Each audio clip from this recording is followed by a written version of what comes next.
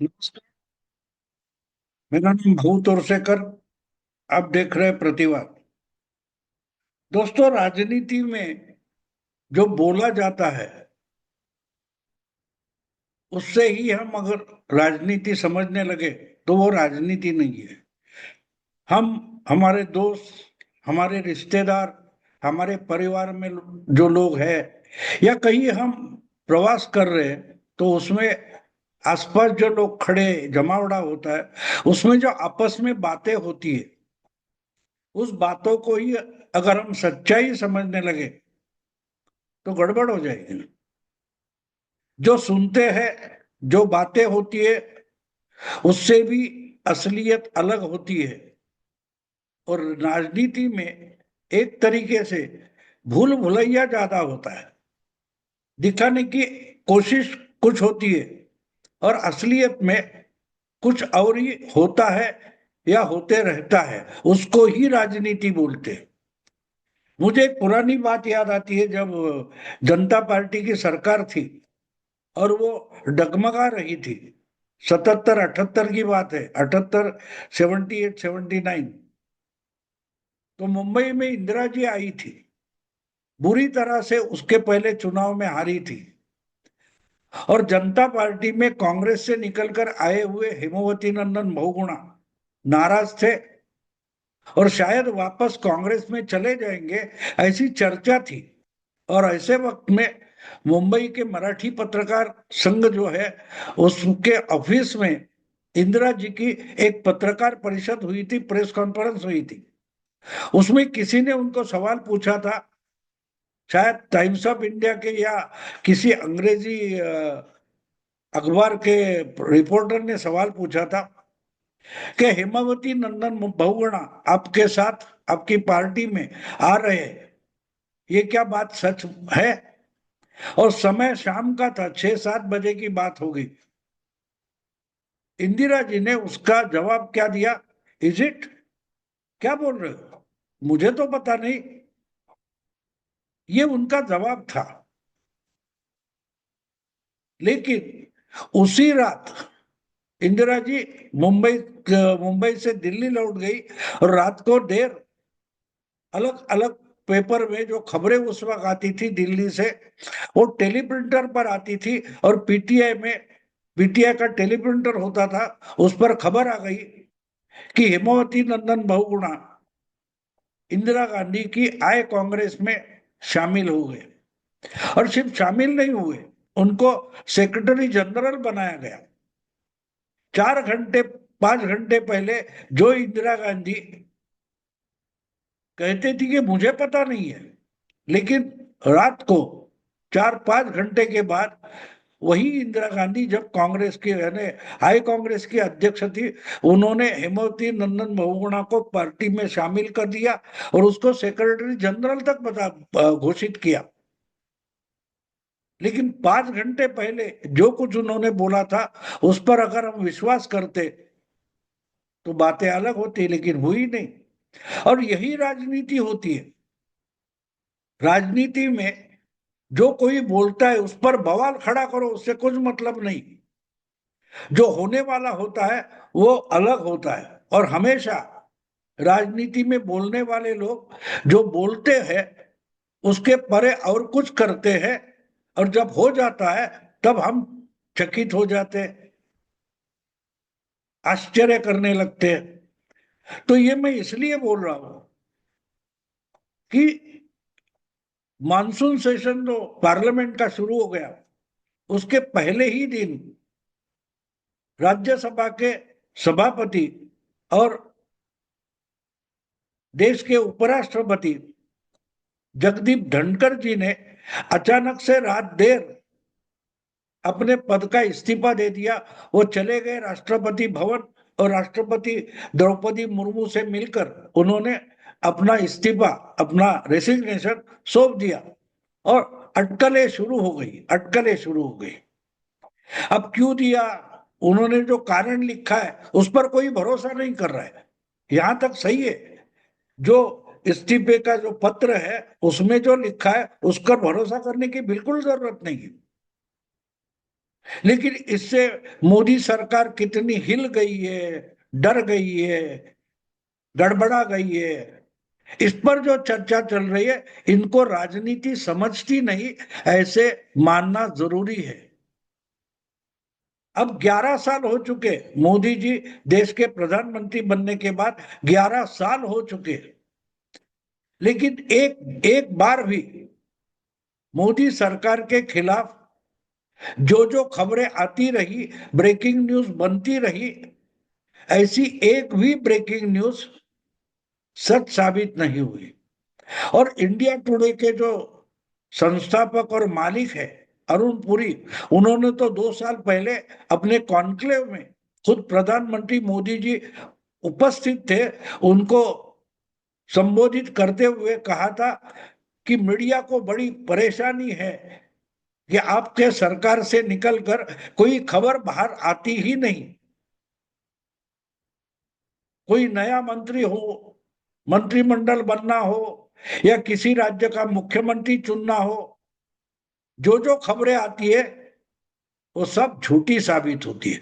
ये अगर एक मीडिया हाउस का मालिक बोल रहा है, तो उसके बावजूद अगर ये खबरें और खबरों के पतंग उड़ाने का काम चालू रहा, तो उस पर आप कितना भरोसा करेंगे, ये हर एक को अपने आप में सोचना चाहिए। और इसलिए उपराष्ट्रपति जगदीप धनखड़ अगर अपने पद का इस्तीफा देते, तो उसके पीछे के कारण और दूसरे उपराष्ट्रपति कौन होंगे, इसके बारे में सरकार कितनी गंभीर है, इसका अगर आपको अंदाजा करना है, तो इन खबरों की तरफ मुड़कर भी देखना जरूरी नहीं है।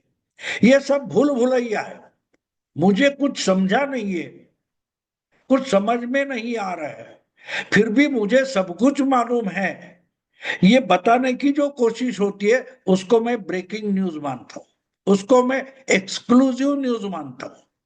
क्योंकि ये इस ढंग से बातें करेंगे कि मानो इनके सामने किसी ने चर्चा की है, मोदी और शाह मिलकर शायद मोहन भागवत के साथ बैठकर नया उपराष्ट्रपति पद का नाम चुन रहे हैं।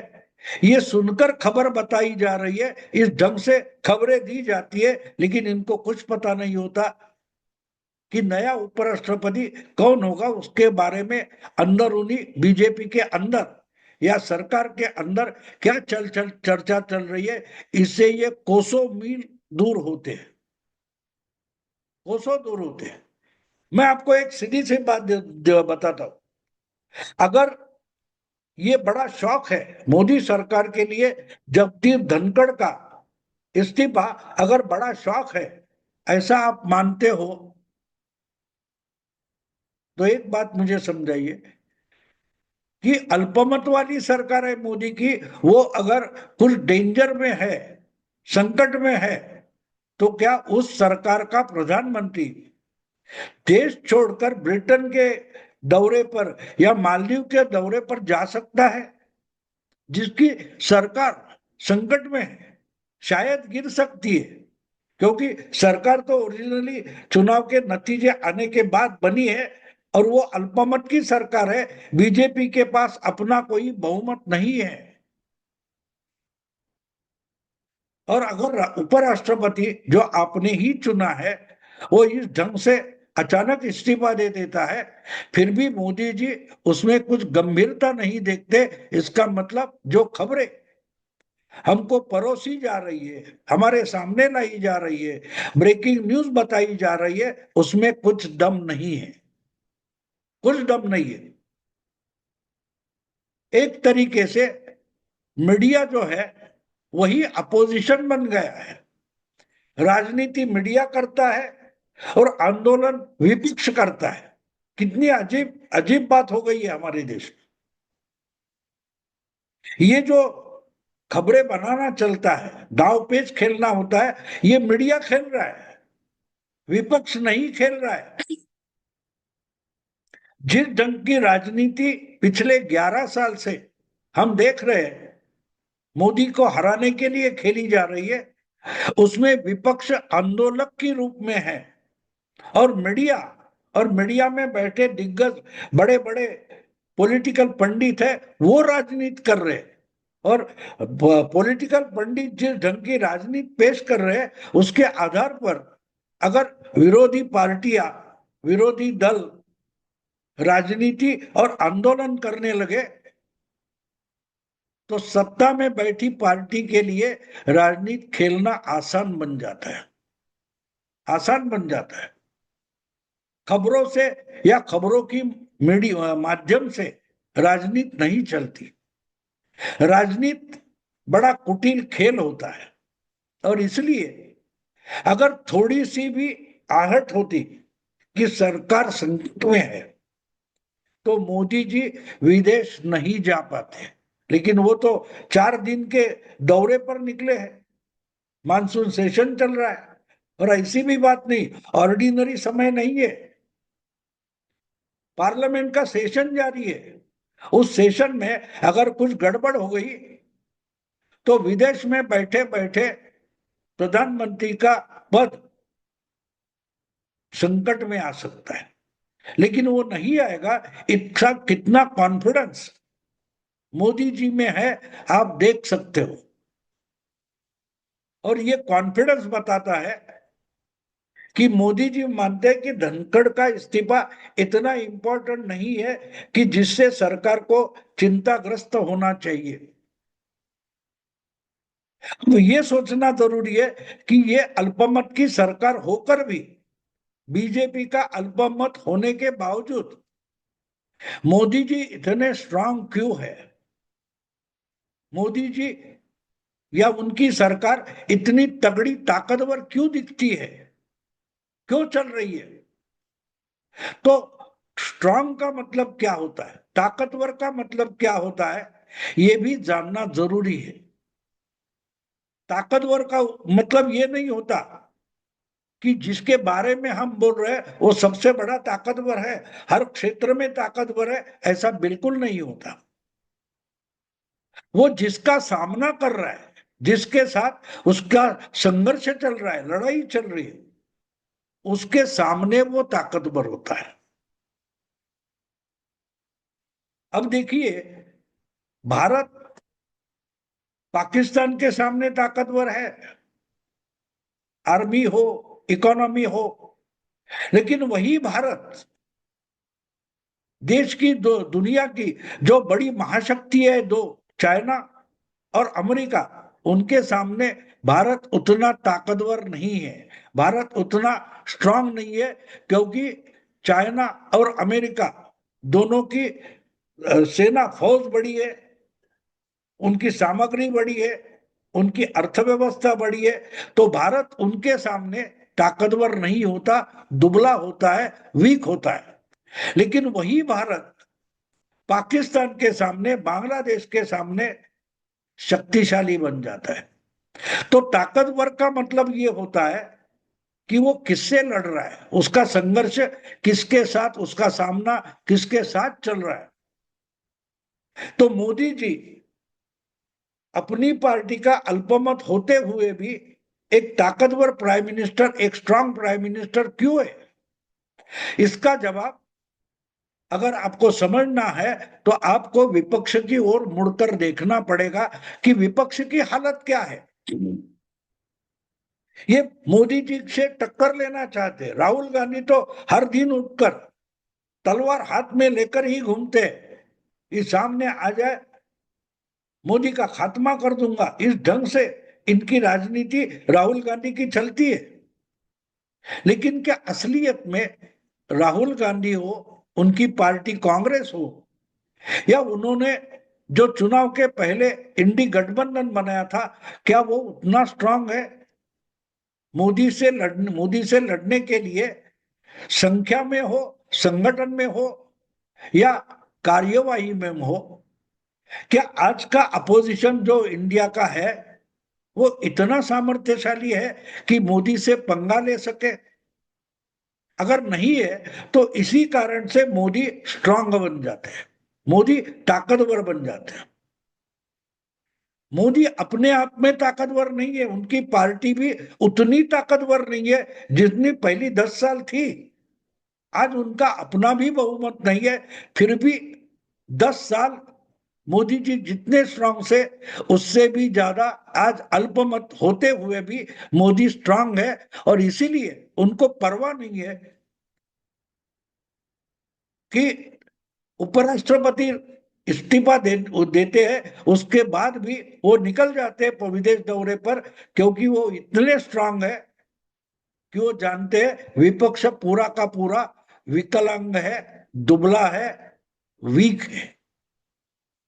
इनको अमित शाह हैंडल कर सकते हैं, जेपी नड्डा हैंडल कर सकते हैं, उनको चिंता नहीं है। गडकरी वगैरह जो उनके साथी है, 4-5, वो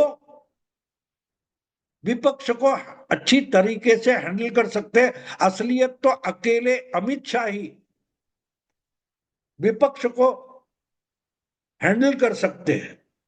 तो सरकार चलेगी, बहुमत का क्या होगा, मेजॉरिटी रहेगी नहीं, इसकी चिंता मोदी जी को नहीं है, क्योंकि विपक्ष विकलांग है। विपक्ष अगर राजनाथ सिंह या गडकरी या अमित शाह से दो हाथ नहीं कर सकता, वो मोदी से क्या पंगा लेगा। और इसीलिए मोदी जी अल्पमत होने के बावजूद इतने स्ट्रांग लगते हैं, इतने स्ट्रांग लगते हैं, और स्ट्रांग होकर भी काम करते हैं। और सिर्फ देश में नहीं, देश की राजनीति में नहीं, पार्लियामेंट के अंदर नहीं, बल्कि दुनिया भर में आज मोदी जी को सबसे स्ट्रांग लीडर माना जाता है।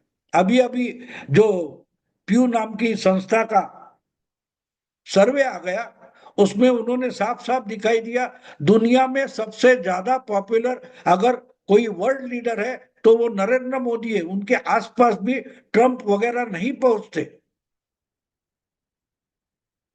तो इसका पहला कारण यह है कि मोदी जी का इंडिजिनस अंतर देशांतर्गत जो विपक्ष है वो पूरा विकलांग और वीक है। और इस वीक विपक्ष ने मोदी को इतना स्ट्रांग बना दिया है कि मोदी जी दुनिया का बाप बन बैठे। उनके सामने Trump, European union, Putin, China सब वीक लगने लगे। तो इसका श्रेय कम से कम हम राहुल गांधी को दे सकते हैं, क्योंकि राहुल गांधी विपक्ष का नेता है, वो इतना वीक है कि वो अपने आप पूरे विपक्ष को विकलांग बना देता है। तो ये हमें समझना जरूरी है कि मोदी जी इतने स्ट्रांग क्यों है, और दुनिया भर में वो इतने स्ट्रांग क्यों दिखाई देते। दोस्तों, मैं अभी यही रुकता हूं। वीडियो पसंद आए तो लाइक कीजिए, शेयर कीजिए, और प्रतिवाद को सब्सक्राइब कीजिए। नमस्कार।